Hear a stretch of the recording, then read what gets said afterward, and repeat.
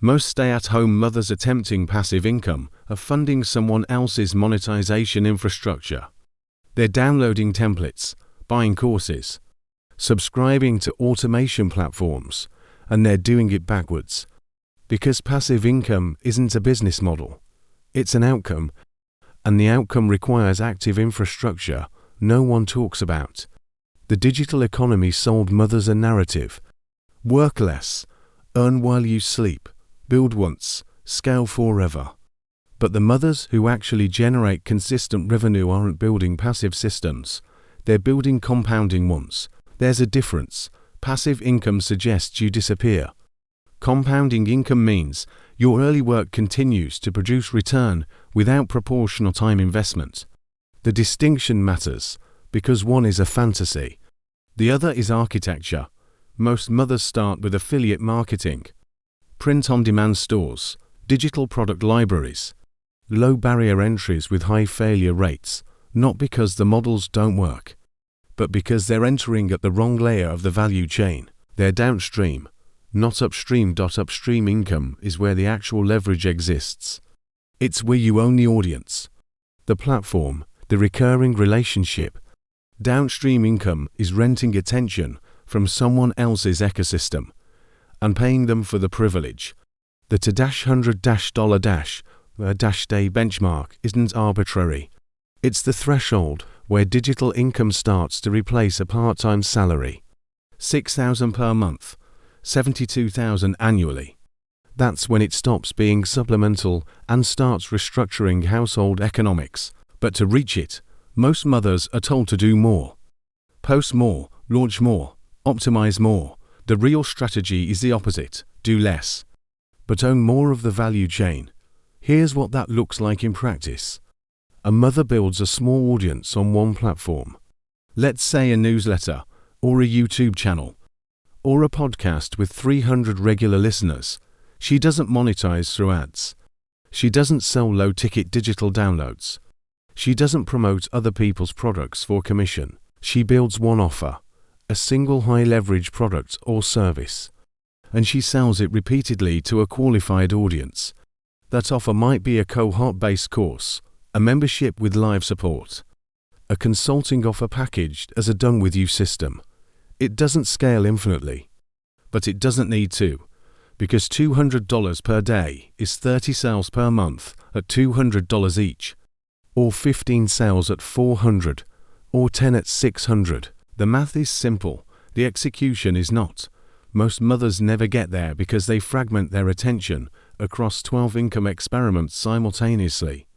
They're building a print shop, writing an ebook, launching a coaching offer, starting a blog, testing affiliate links. And none of them compound, because compounding requires repetition. Repetition requires focus, and focus requires saying no to everything else. The highest-earning stay-at-home mothers in the creator economy aren't doing more things. They're doing one thing in public, consistently, for 18 months. That's the timeline no one mentions. 18 months of weekly output before the income becomes reliable. Not because the audience takes that long to grow, but because trust takes that long to build. And trust is the only moat in a low-barrier digital economy. Now here's where most strategies break down. They assume the mother has time to build in public, while managing a household, she doesn't. So the strategy has to account for cognitive load, childcare interruptions, fragmented work windows. That means the income model must be high margin and low maintenance. It has to generate return without requiring her to be online in real time. Some creators use a simple tool for this: a content batching system or a scheduling platform that allows them to produce once and distribute repeatedly. Link in the description. The structure works like this. She produces one piece of cornerstone content per week: a video, a written essay, a voice recording. That content is then segmented, reposted, turned into email, shared in a private group, referenced in her offer. She's not creating 12 things, she's creating one thing 12 ways. This is how compounding works. The same intellectual labor generates multiple economic outputs. But here's the part that separates the mothers who hit 200 per day from those who don't. They don't wait for the audience to be large. They start selling immediately. Most mothers delay monetization until they feel ready, until the audience is bigger, until the offer is perfect. By the time they launch, the audience has been conditioned to expect free value, and the conversion rate collapses. The mothers who succeed monetize from day one, even if it's to 5 people, even if the offer isn't polished.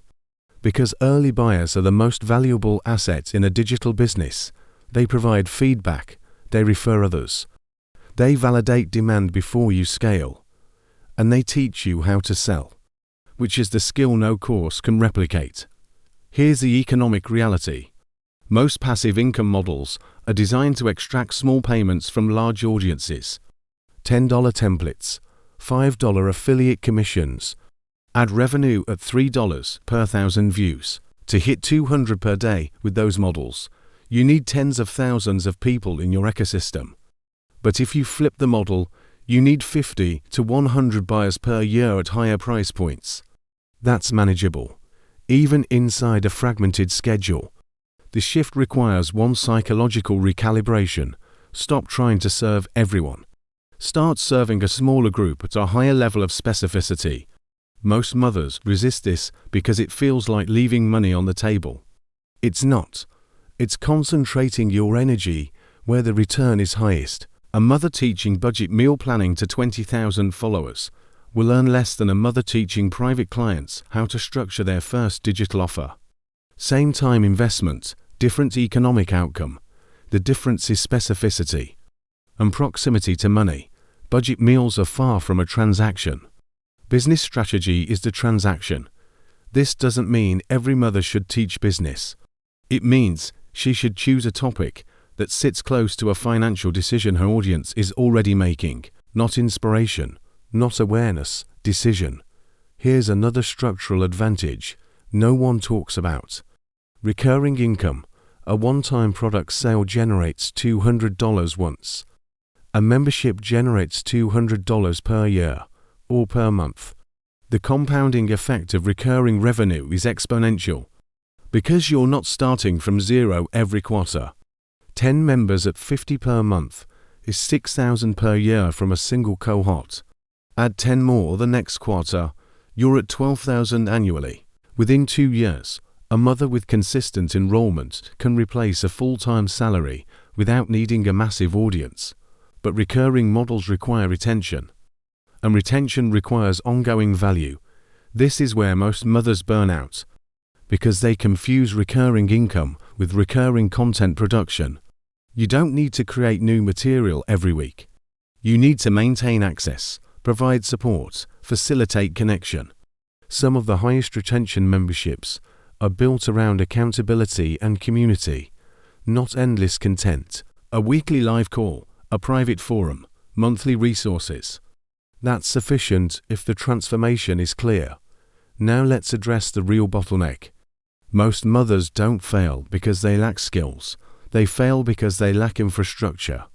They're creating on their phone, editing during nap time, launching offers through free tools that break. At some point, income requires investment, not in courses, in systems.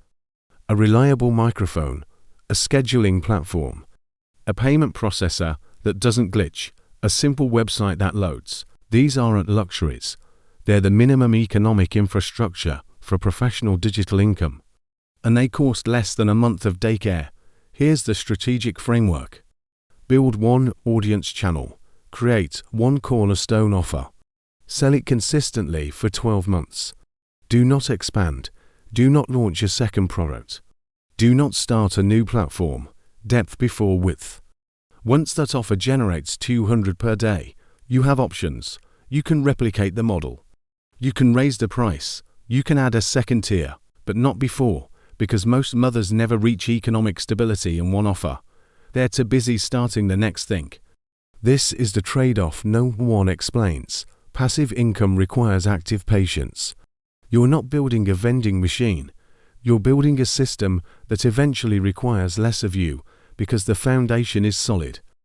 and the foundation takes longer than the Instagram reel suggested. Most mothers quit 3 months in, right before the compounding starts, because the first 3 months generates almost nothing. The next 6 generate sporadic income, the 6 after that start to stabilize. But by month 18, the mothers who stayed are earning more per hour than they did in their corporate job. Not because they worked more, because they worked in a structure that compounded. Here's the final recalibration. The $200 per day, it's about the money. It's about proving that you can generate independent income without sacrificing your presence at home. It's about economic autonomy, not escape, not hustle, sovereignty. And sovereignty doesn't come from someone else's funnel. It comes from owning your relationship with your audience. That's the real strategy. Build trust, serve deeply, charge appropriately, stay consistent, not passive. Compounding. And compounding always wins. Disclaimer: this video is for informational and educational purposes only. It is not financial, legal, or professional advice. Any business or income strategy involves risk. Results vary. Always do your own research and consult with a qualified professional before making financial decisions. Some links in the description may be affiliate links, meaning we may earn a commission, no additional cost to you, if you make a purchase.